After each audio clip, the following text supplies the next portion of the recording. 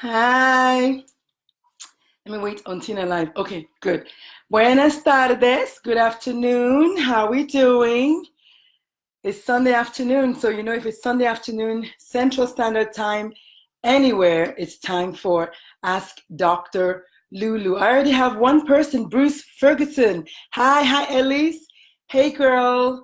Buenas tardes. How we doing? We have a rather interesting topic today, and I'm not going to take too long. When I was practicing, it didn't look like it was going to be a lot, so hopefully it won't be too long. But my topic today is parents, babies, kids, and hot vehicles. So my name is Dr. Lulu. Buenas tardes. Yes, I am the board certified pediatrician and international keynote speaker on child, teen, and young adult depression and suicide.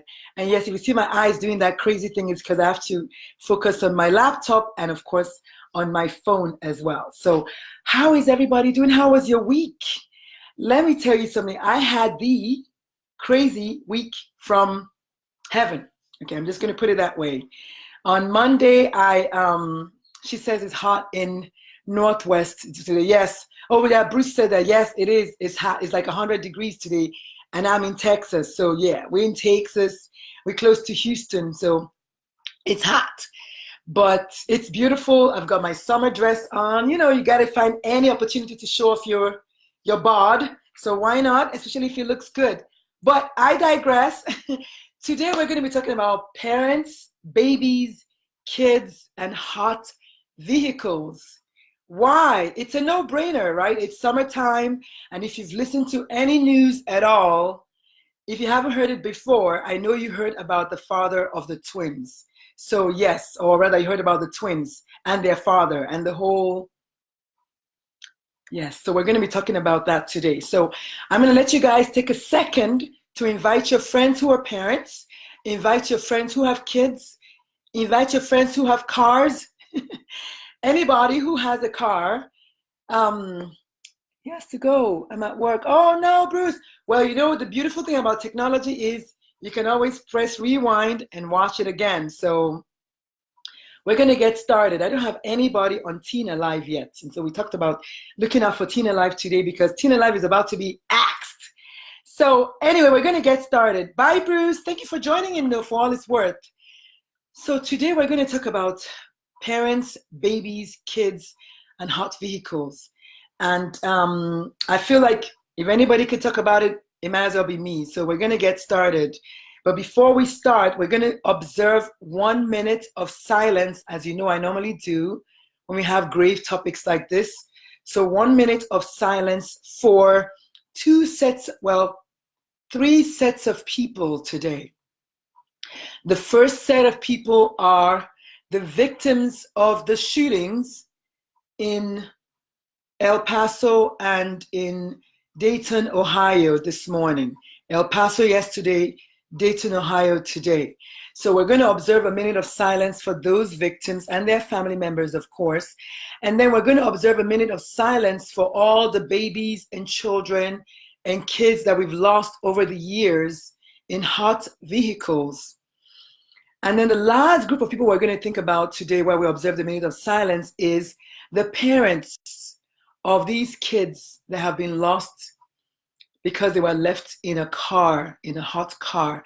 And hopefully by the time I'm done with this talk today, you're going to hopefully think differently if you're one of those who think they did something bad. I can't believe they left their kids in the car, die to death, to the guillotine and off with their heads. Hopefully if you're one of those people, you will rethink. By the time I'm done with this talk today, you have a second opinion about exactly why you may be coming at them from a place of compassion, okay? So without further ado, we're going to start our minute of silence right now. It's 2:04. So while you're observing your minute of silence, please think about those three different people.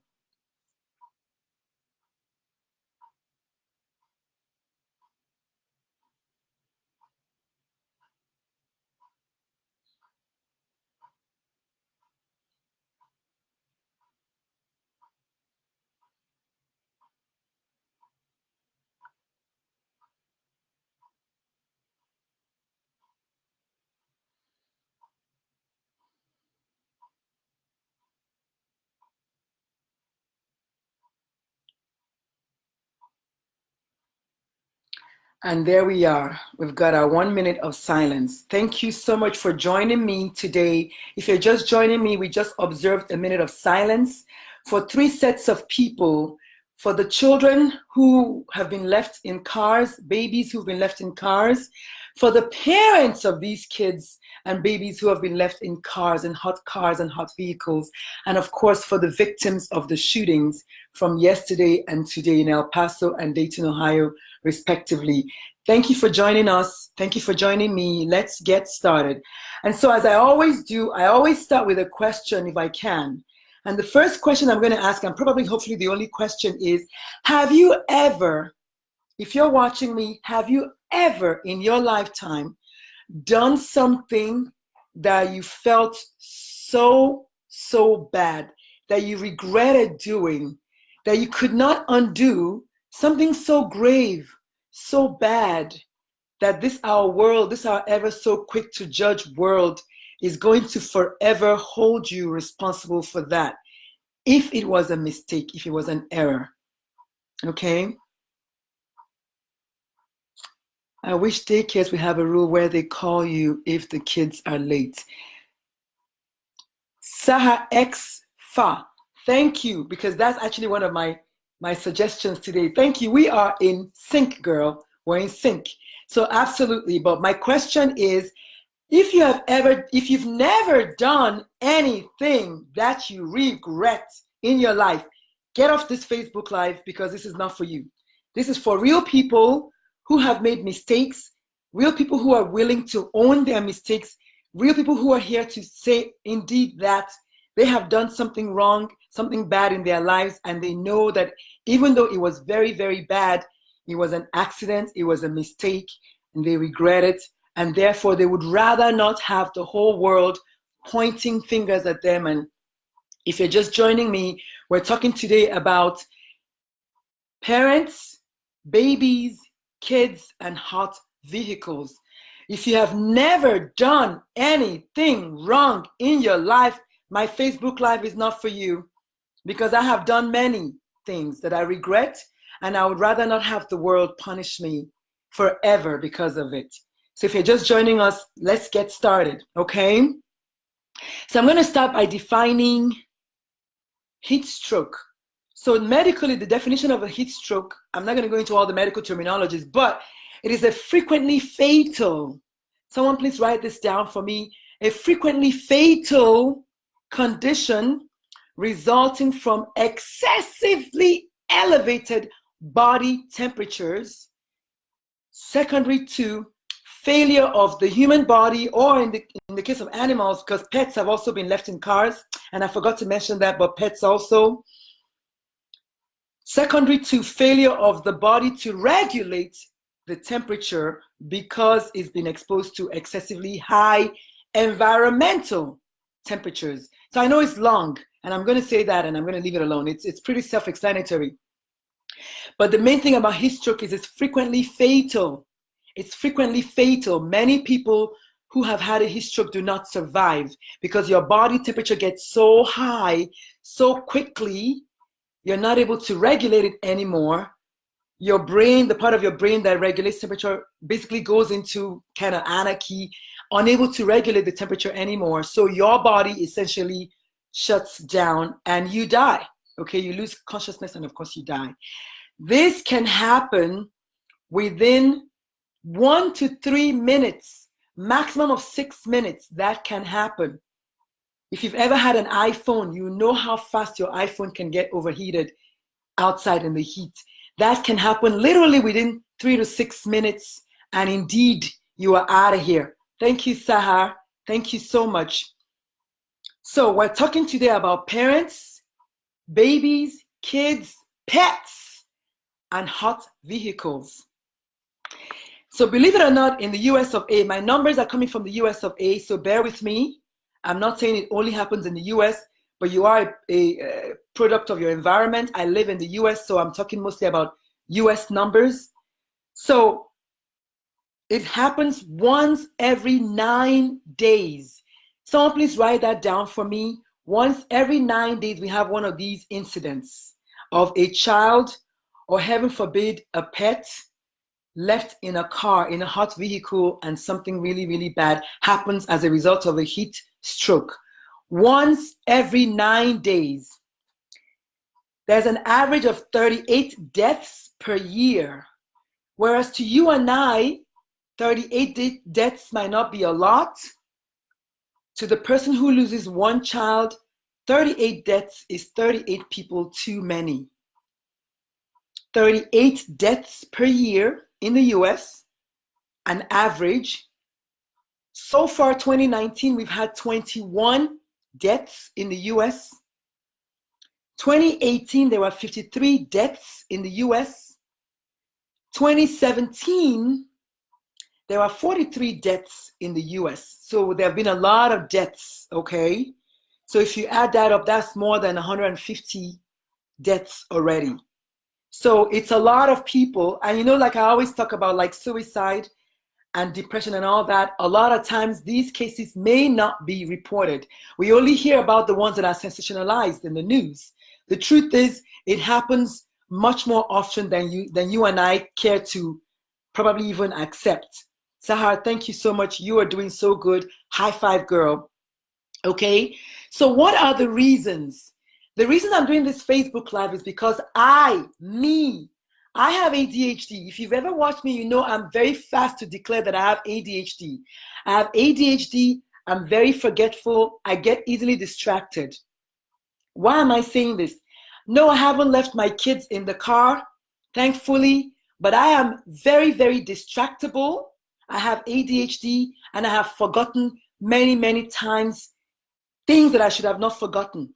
So again, like I said earlier on, if you're watching this show right now and you've never done anything that you regret, you need to hang up and go about your merry way, because this show is for real people who are owning the fact that we do make mistakes. We do forget. Even the most fatal of things can happen because we forgot. So please, if you're watching me and you're perfect, I'll see y'all later, okay? For the rest of you who are real, thank you for joining me. Let's keep going, okay? Happy Sunday, sweetheart. So the commonest causes, the numero uno cause, honestly, believe it or not, is forgetfulness. So that's the big umbrella. We forgot. We simply forgot. Case in point, okay? August 1st was what, 3 days ago? I had a hysterectomy on August 1st. Believe it or not, as I stand in front of you here looking all fly, I just had a hysterectomy on August 1st with my tubes and everything taken out. While I would not say I forgot that I was going to have the surgery, I didn't remember. Does that make sense? Please, somebody give me an amen, hallelujah. Sometimes you can say you did not forget something, but you simply didn't remember.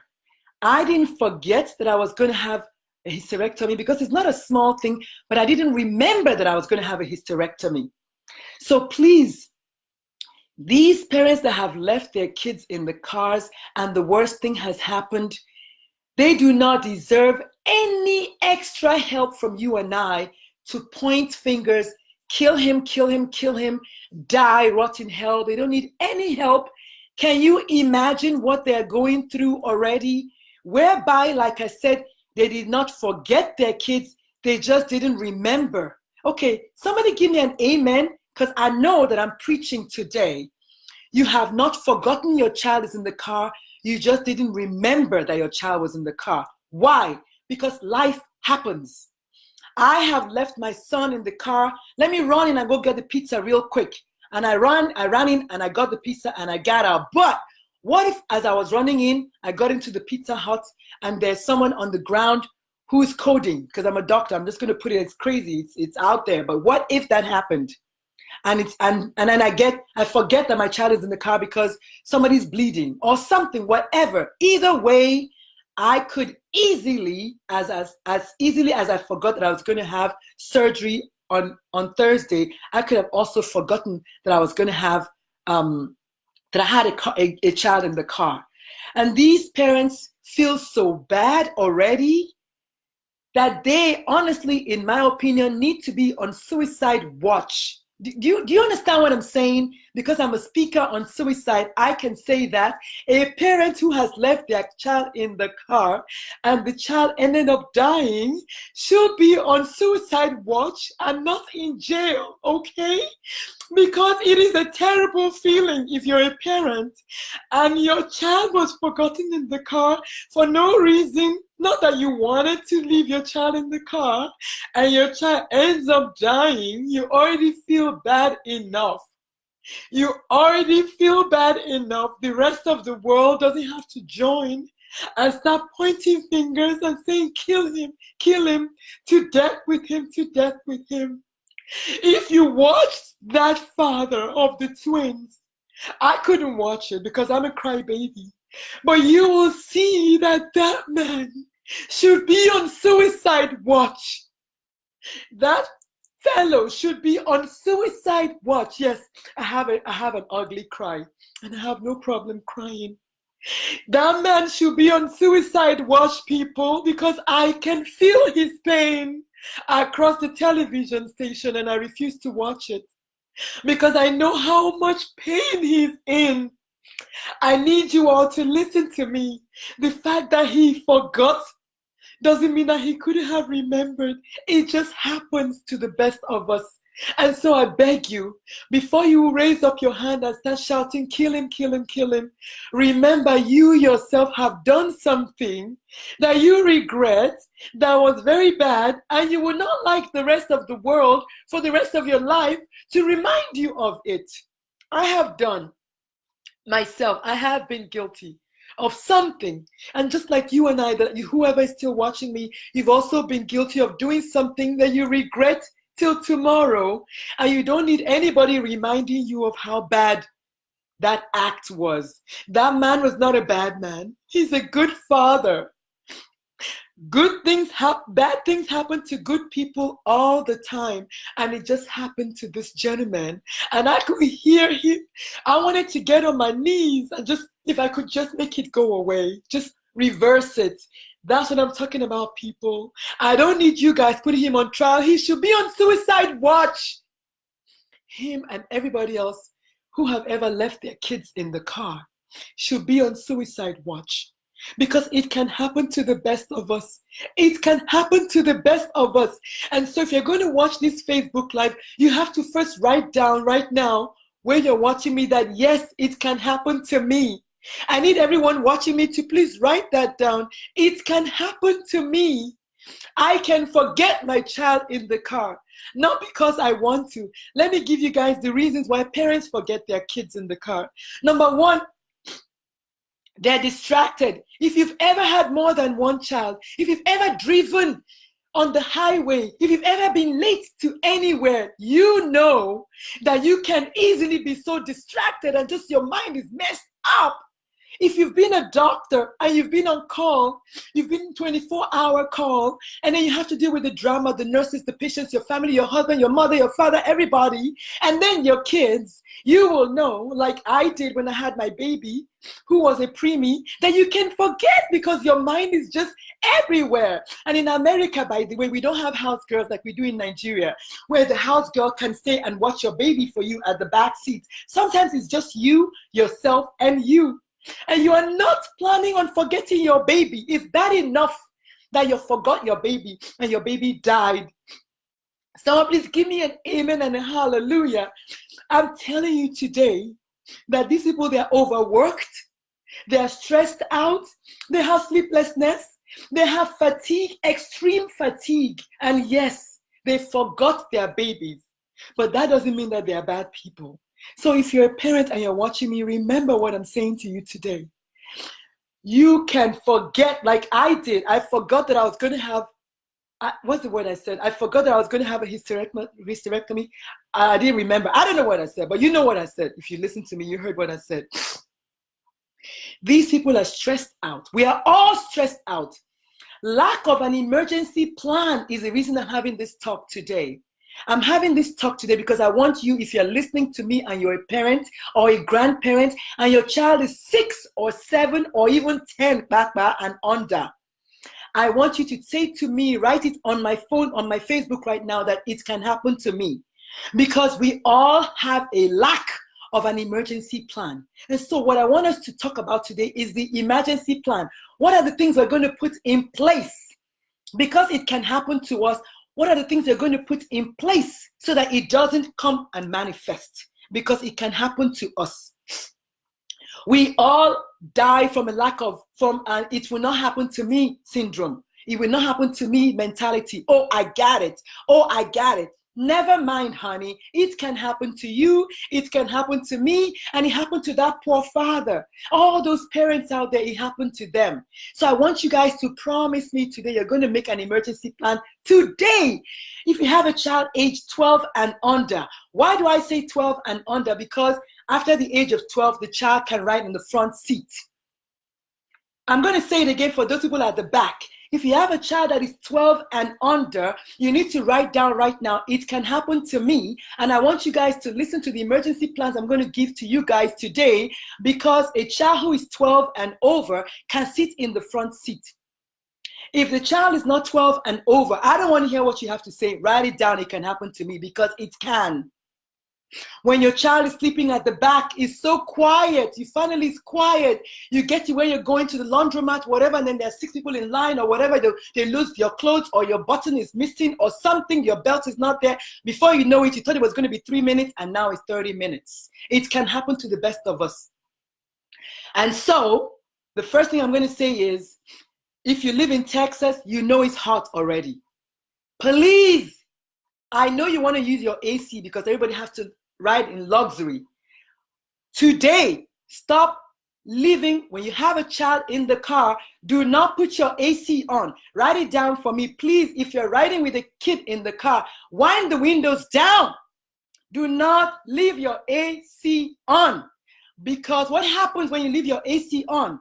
The car is nice and cool. The child is going to fall asleep. The car is going to be quiet. You get to where you're going. You're going to get out of the car, lock the door, and you're out. And the windows are what? They're up because you had your AC on. So first rule of engagement today, do not leave your AC on. And yes, you're right. The car seats are rear facing. And she can fully understand why. Yes, because the car seats are rear facing. Absolutely. Number one, do not leave your AC on. Okay? Number two, I need you to have a family plan. Here are the list of family plans, the things they're going to discuss. You know what? If you decide in your family that this could happen to us, just like having a car wreck or having a fire in your house, you have a fire alarm, you have a carbon monoxide detector, all of those things because you think that it can happen to you. That is why you put all those things in place. Well, I have news for you. You can leave your kid in the car as well. So I need you guys to have a family plan today. Have a meeting in your house today of what you're going to do beginning today. I do not want to hear about one more child being left in the car, because I know it is never on purpose. And I'll be the last person to say that a parent will purposely, even though there was a case or two in the past. I remember that if you live in Texas, you know that there was a case or two in the past of a father who actually left the kids in the car because they found that he was Googling how to leave your kids in the car, or how long it takes for a child to stay in the car and die. There are some crazy parents out there, but majority of the parents who are leaving their kids in the car do not want it to happen. If you're just joining me, we're talking about parents, babies, kids, and pets in a hot vehicle, okay? And so, have a family plan today. Number one, assume it will happen to you. Number two, prepare for it. Number three, talk about it. Do not be found dealing with that "it can't happen to me" syndrome, like my ex-husband. He always thought it would never happen to him. It can happen to the best of us. When you start thinking about it, you start talking about it, and you put the plan. You put a plan in place, and that plan will ensure that it does not happen to your beautiful, beautiful babies. Drive with your windows open. I know it's hot, but do not leave the AC on anymore, because that's what is causing us. I mean, imagine if the car is hot, of course. If you leave the windows down a little bit or all the way down, at least you know there'll be some cross ventilation. Am I making sense? Am I making sense? That's all I'm saying. Okay? The second thing, you're going to call you're going to have you who is driving, or the person at home, or your significant other to call you, or you call them every single time you get to where you're going if you have your baby in the car. The question they're going to ask you is, honey, did you get the baby? It's not a silly question, baby. If it happens to you, you will know it's not a silly question. Ventilate the car, of course. And when you get to where you're going, honey, did you pick up the baby? I want it to be a family joke if you like. Yes, honey, I got the baby. That's it. Hang up, keep going. Or honey, I just want you to know that I got to where I'm going and I have the baby. Whichever one you want to do, I'm fine with it. Call each other, make each other accountable. Okay?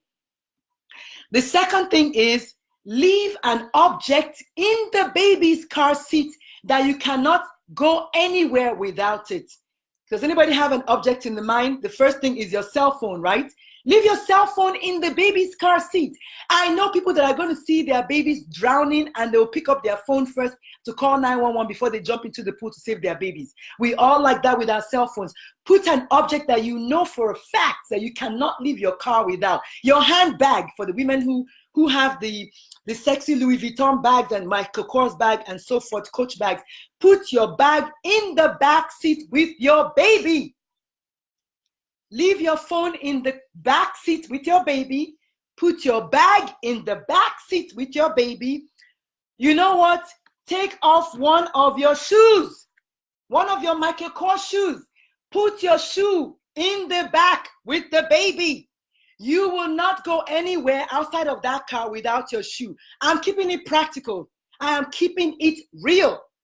Take off your shoe. Put it in the back. Take both shoes if you have twins. I don't care. Just put something in the back to make you look in the back when you get to where you're going. Please, somebody write that down for me. Put your keys.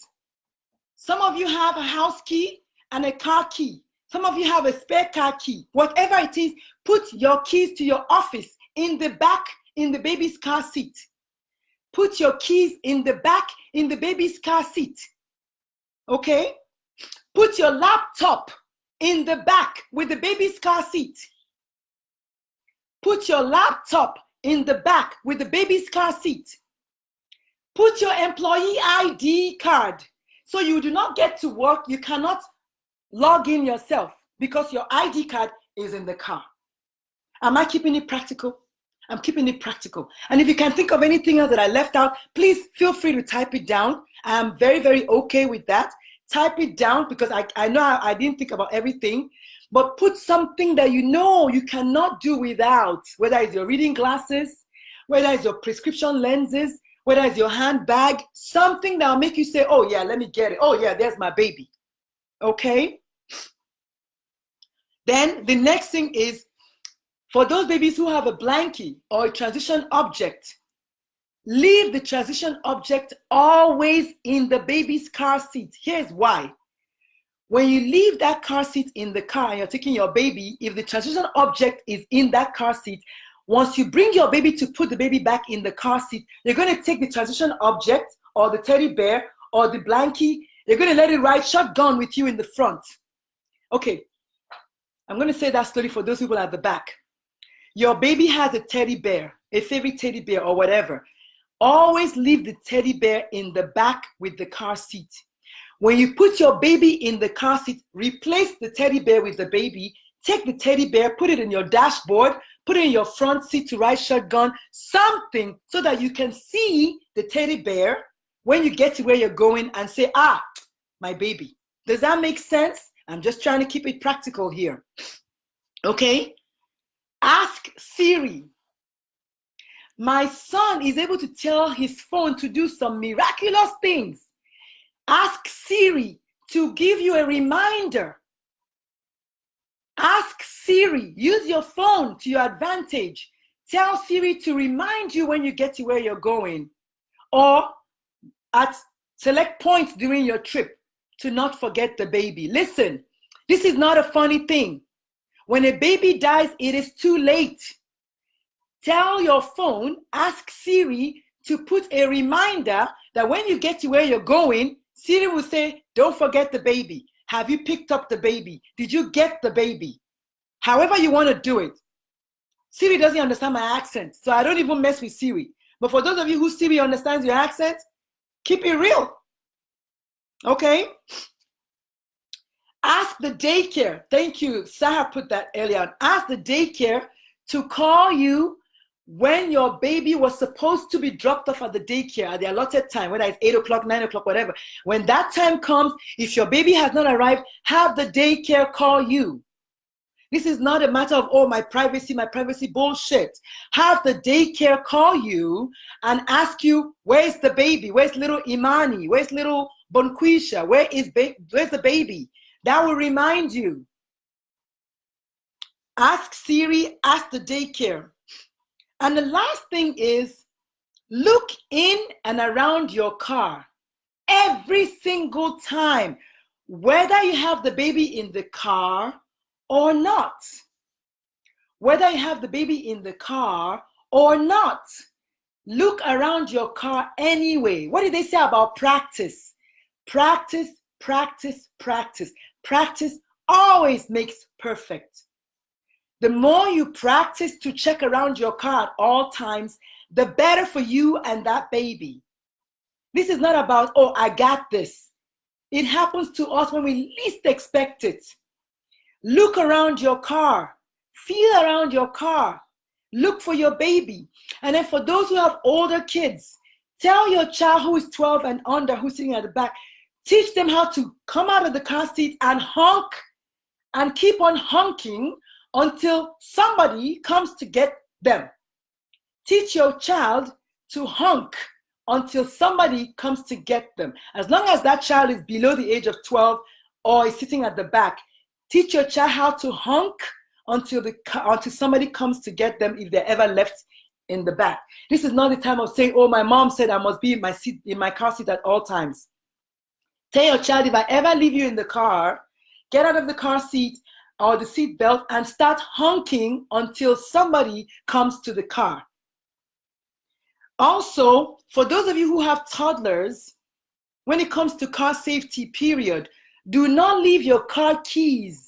Nowadays, we have keyless entry. Your toddler can pick up the key, go to the car, wave it around, and the doors open. Your child is in the car, and that's it. Or even some of the pictures I see, the child is hiding in the tires and all these kind of crazy things. When you park your car and you take your keys, keep your key in the place where your child's hand cannot reach until they are old enough to understand what the car keys are. Because for them, it's something fun. You don't want your child touching your keys anyway. As a pediatrician, that can go wrong on so many levels. But definitely make sure that your child is not able to reach your car keys at any time. Also, keep your cars locked at all times and know where your key is. Don't be that like me, oh, where's my key? Where's my key at all times? And then your child is like, Mom, here's your key. You don't want that. You don't ever want your child who is underage, i.e. under 12, to have access to your keys. If your child is ever missing, if you're Nigerian, you start shouting, hey, Ade, Ade, Funke, Funke, forget that. Go and start looking for your child in your car first. Do not go anywhere else. Look for your child in the car. It is so hot in Texas. We're in triple digits now. This is August for real. Do not always look in the car first for your child if your child is ever missing. And last but not least, go back to what I said and practice, practice, practice. So I'm going to go over the points again. The number one point is assume it can happen to you. Assume it can happen to you. And take precaution. And the first precaution is to have an emergency plan. Let's talk about it in the family. Let's discuss. Let us put some plans in place. The first plan is, well, it will happen to you or whatever. The first plan is talk about it and prepare for it. And then once you get to where you're going, call home. Call home and say, honey, I'm home. And the baby is in my hand. Don't call your honey before you have the baby in your hand. Honey at home can also call you when you get to work. Did you get the baby, honey? Oh my God, I forgot the baby. Or, oh yes, honey, I got the baby. Whatever. Okay, that's the first thing. The second thing is, Leave an object. I took my shoes. You know, I'm Nigerian, and I know the Mexican women, they know this. Your chancla. Leave your shoe in the back seat. Leave something in the back seat at all times, such that when you get out of your car, you cannot go to where you're going without that item, be it your phone, your handbag, your shoe, your employee ID card, your laptop, something that's going to make you want to go back into that car and go get it and get your baby. Find that transition object that I was talking about and put it in the car seat at all times, so that when you get to where you're going, or when you want to put your baby in, once you exchange your baby for the teddy bear, put the teddy bear to ride shotgun with you, or put the teddy bear on top of the dashboard so that you can see it to remind you. We're talking about the fact that most of us are stretched to the max. We're tired, we're stressed out, we're not sleeping, nothing. So I need you guys to remember what I'm saying, please. Also, ask Siri to remind you. If you have the accent that Siri can understand, ask Siri to remind you. Siri don't speak my language, so Siri don't. I tell Siri to get up. Siri's like something else.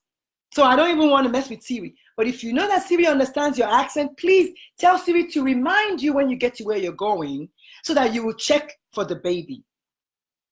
Ask the daycare to call and check. We haven't seen Boniqua this morning. We haven't seen Bonquisha this morning. Have the daycare call you and ask you. And then last but not least, look around the car each time. I don't care how much in a rush you are. If you leave your baby in the car, that will bring you down to your knees. You do not want to leave that car in so much of a rush that your baby is in the car. No matter how much the rush is, no matter if there's a fire, if your mother is having a heart attack and you're the only doctor in the street, on the neighborhood, in the town, don't leave the baby in the car before going to go help that person that's having a heart attack. For the older kids, teach them how to honk anytime that they're left alone in the car. If your child is ever missing, the first place to check is the car. See if your child is in the car.